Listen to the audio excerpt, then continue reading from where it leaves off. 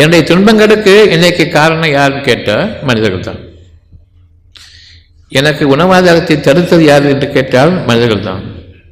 எனக்கு தண்ணீரை குடிக்கக்கூடிய அந்த இறைவனுடைய பாக்கியத்தை கூட விடை பேசியது யார் என்று கேட்டால் மனிதர்கள் தான். நான் சருகுகளாக ஆகிவிட்டாலும் சரி, பணம் வேண்டும்.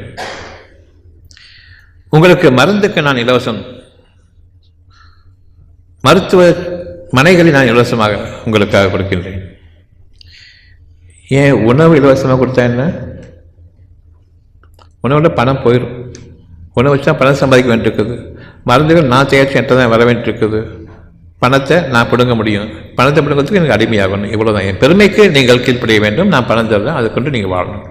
பணத்தை கொண்டு தான் உங்களை நான் அடிமையாக்குகின்றேன். பணம் கொடுக்கும் பொழுது ஏன் உணவு கொடுக்கக்கூடாது? மருந்து கொடுக்கும் பொழுது, இலவசம் கொடுக்கும் பொழுது ஏன் உணவு கொடுக்கக்கூடாது? எதுக்காக பணம் நடுவில் வந்துச்சு? ஏன் இன்றைக்கி நான் உங்களுக்கு 20 ரூபா கொடுத்துட்டா எனக்கு 1 கிலோ அரிசி வந்துடுமா? அப்போ கொடுக்கலன்னு சொன்னால் எனக்கு அந்த அரிசி இல்லைன்னு ஆயிடுச்சாங்க. அப்போ வைத்துக்கொண்டு ஏன் தரல?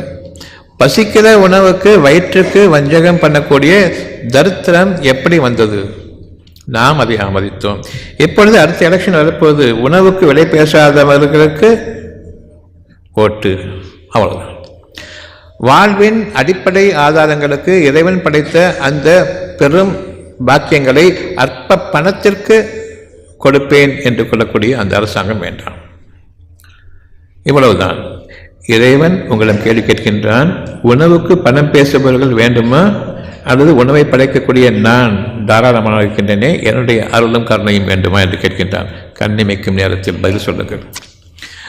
உங்கள் மீது அழகான ஆட்சி அதிகாரம் புரிவதற்கு வானங்களையும் பூமியையும் உங்களுக்கு அடிமையாக்கி உங்களுடைய தேவைகளை இந்த பூமியில் நிரப்பமாக்கி உங்களுடைய அகக்கண் குளிர்ச்சிக்காகவும் புற வாழ்க்கையினுடைய மேன்மைக்காகவும் அவன் உங்களுக்காக பணித்திருக்கின்றான இந்த அகிலங்களை, அந்த அகிலங்களை எல்லா புகழும் என்று கூறுங்கள். சந்தேகமில்லாத அந்த ஒரு நாள் உங்களுக்காக இன்று அமைக்கப்பட்டு விட்டது.